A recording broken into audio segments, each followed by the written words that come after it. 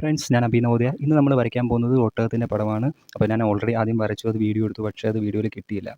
ഒരുപാട് ഇങ്ങനെ ലൈറ്റായിട്ടാണ് വന്നത്. അതുകൊണ്ട് ഞാൻ വീണ്ടും ഒന്നുകൂടെ അത് എറേസ് ചെയ്ത് വീണ്ടും ഒന്നുകൂടെ വരയ്ക്കുകയാണ്. അപ്പോൾ വീഡിയോ നിങ്ങൾ ഫുള്ളായിട്ട് കാണുക. പിന്നെ ഇടയ്ക്ക് കുറച്ച് ദിവസം നമുക്ക് വീഡിയോ ഒന്നും നല്ല രീതിയിൽ ഇടാൻ പറ്റിയില്ല. വേറെ കുറച്ച് വർക്കും കാര്യങ്ങളൊക്കെ ഉള്ളതുകൊണ്ട് എനിക്ക് വീഡിയോ എടുക്കാൻ പറ്റിയില്ല. അപ്പം ഇനി നമുക്ക് കണ്ടിന്യൂസ് ആയിട്ട് വീഡിയോ ഉണ്ടായിരിക്കും. അപ്പോൾ നിങ്ങൾ വീഡിയോ തീർച്ചയായിട്ടും കാണുക, കണ്ട് പ്രാക്ടീസ് ചെയ്യുക. പ്രാക്ടീസാണ് ഏറ്റവും ഇമ്പോർട്ടൻറ്റ്. ഓക്കെ, അപ്പോൾ നമുക്ക് വീഡിയോയിലോട്ട് പോകാം. എന്ന് പറഞ്ഞാൽ ഇതുപോലൊരു സ്പെറിക്കൽ ഷേപ്പ് വരച്ചെടുക്കുക. എന്നിട്ട് അതിൻ്റെ രണ്ട് സൈഡിലായിട്ട് ലെഫ്റ്റിലും റൈറ്റിലും സ്ക്വയർ ഷേപ്പ്, ഒരു സ്ക്വയർ ബോക്സ് ഇതുപോലൊന്ന് ജസ്റ്റ് ഒന്ന് വരയ്ക്കാം. ഒരു ചെറുത് വരയ്ക്കാം. അതിനുശേഷം ഒരു വലിയൊരു സ്ക്വയർ ഷേപ്പ് ഇതുപോലൊന്ന് വരയ്ക്കാം. ഇനി അതിന് മുകളിലായിട്ട് ഒരു ഹാഫ് ട്രയാങ്കിൾ ഷേപ്പ് എന്ന് വേണമെങ്കിൽ നമുക്ക് പറയാം. ഒരു ഹാഫ് ട്രയാങ്കിൾ ഷേപ്പ് ഇതുപോലെ വരച്ചെടുക്കുക. എന്നിട്ട് ഇനി അടുത്തത് എൻ്റെ ലെഗാണ് നമ്മൾ വരയ്ക്കാൻ പോകുന്നത്. ലെഗ് വരയ്ക്കാൻ വേണ്ടി ഞാനൊരു കർവ്ഡ് ലൈൻസാണ് ഇതുപോലെ വരയ്ക്കുന്നത്.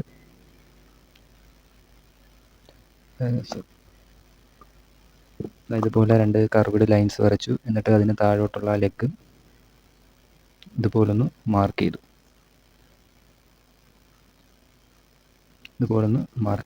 ഇനി അടുത്തത് നമുക്ക് അതിൻ്റെ ഫ്രണ്ടിലുള്ള ആ ഒരു ലെഗും കൂടി വരയ്ക്കാം. അതിനായിട്ട് അവിടെ ഞാൻ എന്താണ് ചെയ്യുന്നത്, ഇതുപോലെ രണ്ട് ലൈൻസ് വരച്ച് ജസ്റ്റ് ഒന്ന് മാർക്ക് ചെയ്യാണ് ചെയ്യുന്നത്.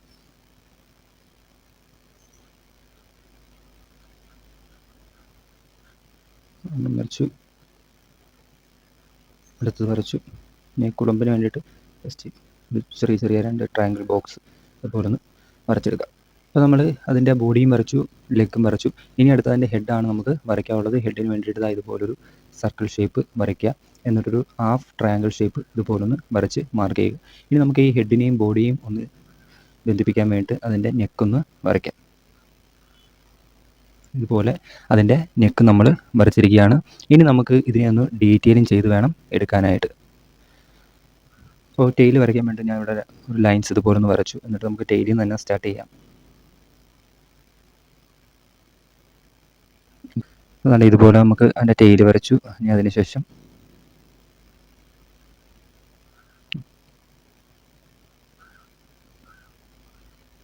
ഞാൻ ആ തന്നിരിക്കുന്ന റെഫറൻസ് പിക്ചർ നോക്കി വേണം നിങ്ങൾ ഈ ലൈൻസ് വരച്ച് റെഡിയാക്കി എടുക്കാനായിട്ട്. ഓക്കെ, അപ്പോൾ അതിൻ്റെ ബോഡി മുകളിലുള്ള ആ ഒരു ഏകദേശം ഷേപ്പ് നമുക്ക് റെഡിയായിട്ട് കിട്ടിയിട്ടുണ്ട്.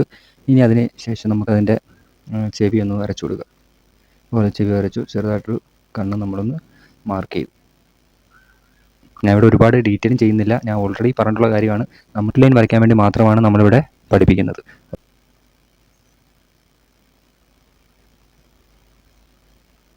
ഇതുപോലെ എൻ്റെ ഫേസ് നമ്മളൊന്ന് വരച്ചിട്ടുണ്ട്. ഇനി അടുത്തത് എൻ്റെ ലെഗാണ് നമുക്ക് വരയ്ക്കേണ്ടത്. അപ്പോൾ നമുക്ക് അതിൻ്റെ ലെഗും കൂടി ഇതുപോലൊന്ന് വരച്ചെടുക്കാം.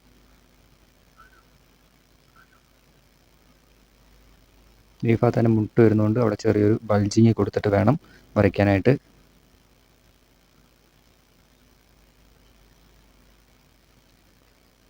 നമ്മൾ ഫ്രണ്ട് ലെഗ് ഇതുപോലെ വരച്ചെടുത്തിരിക്കുകയാണ്. ഫ്രണ്ട് ലെഗ് നമ്മൾ വരച്ചു. ഇനി സൈഡിലുള്ള അടുത്ത ലെഗ്.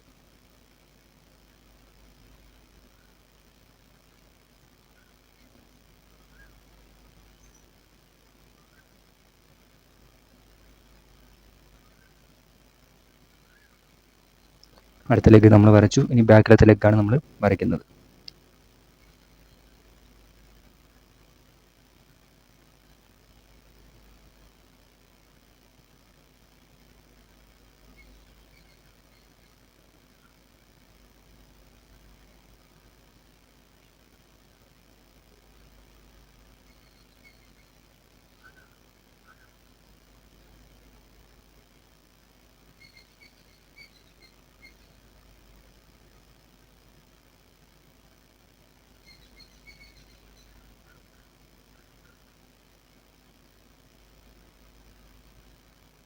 ഇപ്പോൾ ബാക്കിലുള്ള ലെഗ് നമ്മൾ വരച്ചു കഴിഞ്ഞു. ഇപ്പോൾ ഏകദേശം നമ്മുടെ ഔട്ട്ലൈൻ ഒന്ന് ശരിയായിരിക്കുകയാണ്. ഇനി നമുക്ക് ആവശ്യമില്ലാത്ത ലൈൻസ് എല്ലാം ഒന്ന് നമുക്ക് റിമൂവ് ചെയ്യാം.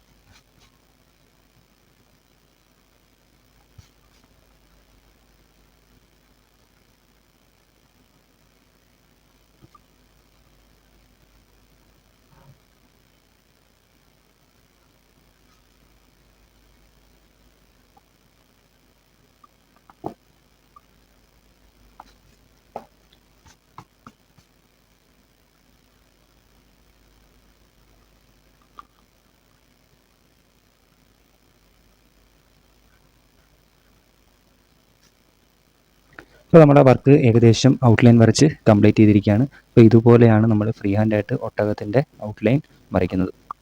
അപ്പോൾ ഞാൻ ഒരിക്കൽ കൂടി ഒന്ന് പറയുകയാണ്. ആദ്യം നമ്മളൊരു സ്പെറിക്കൽ ഷേപ്പ് വരയ്ക്കുക. സ്പെറിക്കൽ ഷേപ്പ് വരച്ചതിന് ശേഷം അതിൻ്റെ ലെഫ്റ്റ് സൈഡിലും റൈറ്റ് സൈഡിലുമായിട്ട് റൈറ്റ് സൈഡിൽ ചെറിയൊരു സ്ക്വയർ ഷേപ്പ് ഇതുപോലെ വരയ്ക്കുക. അതിനുശേഷം ലെഫ്റ്റ് സൈഡിൽ ഒരു സ്ക്വയർ ഷേപ്പ് ഇതുപോലെ വരയ്ക്കുക.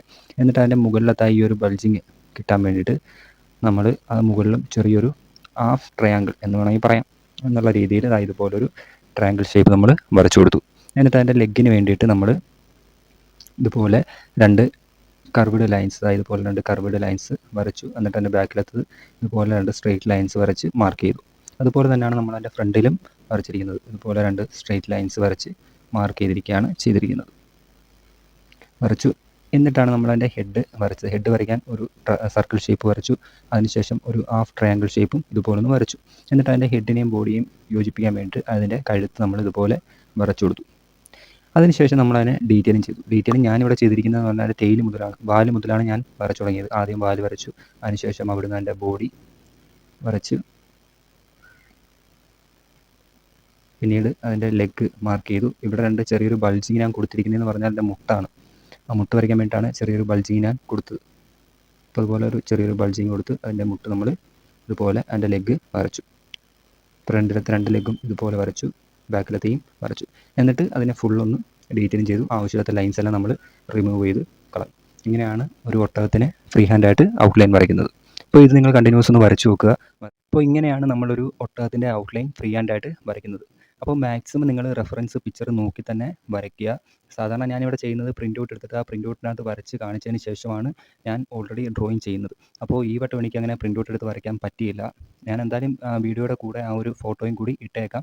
പിന്നെ എൻ്റെ ഇൻസ്റ്റഗ്രാം പേജിലും ഞാൻ സ്റ്റോറി ആക്കി ഇട്ടേക്കാം. അപ്പോൾ അതിൽ നിന്ന് നിങ്ങൾ ആ റെഫറൻസ് പിക്ചർ കളക്ട് ചെയ്ത് അതിൽ നോക്കി വേണം വരയ്ക്കാനായിട്ട്. അപ്പോൾ ഇതുപോലുള്ള ഡ്രോയിങ്സുകൾ കണ്ടിന്യൂസ് വരയ്ക്കുക. നമ്മുടെ ബുക്സിലും ടെക്സ്റ്റിലും ഒക്കെ ഉള്ള ഓരോ ഫോട്ടോസുകൾ ഇതുപോലെ പല പല ഷേപ്പുകൾ ആഡ് ചെയ്തിട്ട് വരച്ച് പ്രാക്ടീസ് ചെയ്യുക.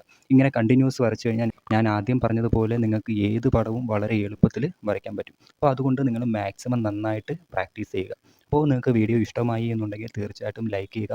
അതുപോലെ തന്നെ വീഡിയോയുടെ അഭിപ്രായങ്ങളും നിങ്ങൾ കമൻറ്റ് ബോക്സിലൊന്ന് രേഖപ്പെടുത്തുക. പിന്നെ ഡ്രോയിങ് പഠിക്കാൻ ഇൻട്രസ്റ്റ് ഉണ്ട് എന്നുണ്ടെങ്കിൽ തീർച്ചയായിട്ടും ചാനലൊന്ന് സബ്സ്ക്രൈബ് ചെയ്ത് ബെല്ലൈക്കനൊന്ന് എനേബിൾ ചെയ്ത് വെച്ചിരിക്കുക. ഡ്രോയിങ് പഠിക്കാൻ ഇൻട്രസ്റ്റ് ഉള്ള കൂട്ടുകാർക്ക് കൂടി ഈ വീഡിയോ ഒന്ന് ഷെയർ ചെയ്യുക. Okay, thank you so much.